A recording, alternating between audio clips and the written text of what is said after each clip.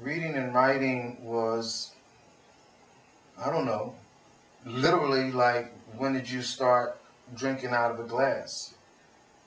You know, it wasn't a thing. It was breathing. And I think so much that's what's been lost somehow. It's like there's an issue about reading and writing. It's sad when writing has become a moral issue and a mountain to climb. It just doesn't make sense to me. So that's what I remember most about writing. It was an art. Just the process, the technical aspect was an art. Reading for me was romance. Whether it was, I always look for the hero stories, I look for the strong stories. Tales, I like tales, I love tales. I didn't have parents that read to me. What they did was you read to them. So that's how you learn how to read. And because everything then had to be understood on an intellectual basis, the only way that you could get further in the world is to be eloquent. I mean, you know, every year of your life you had to show your worth. 1 year old, 2 years old, there was these displays you had to do. You had to show, okay, 2 years old, okay, well, show me this. And aunts and uncles would come in, people on the street. And the man who was homeless on the street down there was as much as a mentor. Hey boy, come here. What you doing? I don't believe. Come over here. I'm gonna whip you like I'm your daddy. Come over here. Tell him what you told me yesterday. Show him how to do this. You know, read that for me. It was wonderful. Everybody thought you were going to do something, because what else would be there for them to think? And love without reading and writing was like, you know, life without eating. How can you love? You know what I'm saying? You wrote a letter. You had to put it in an envelope. You had to go to the post office and buy a stamp. And then you had to wait.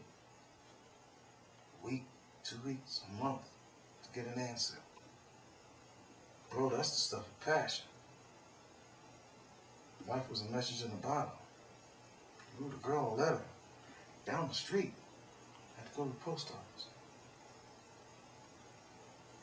And it might take a week for the post office to get that letter to her. She right down the street.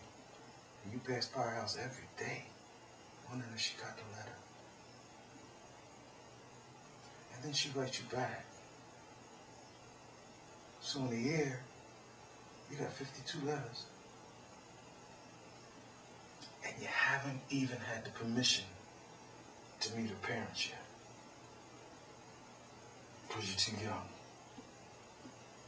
You pass by, you smile, sneak glances.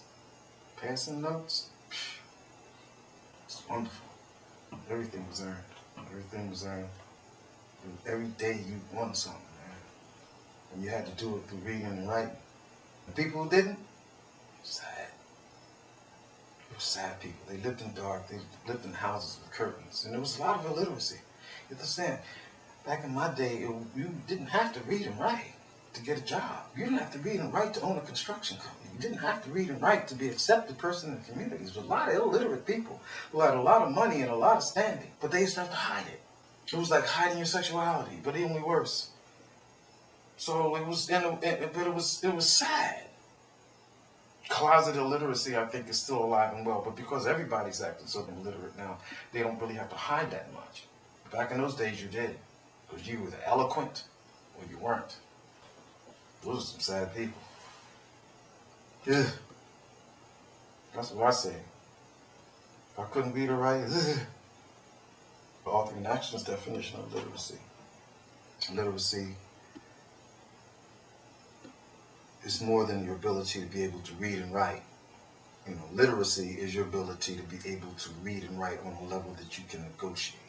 Negotiate to win and make your dreams come true.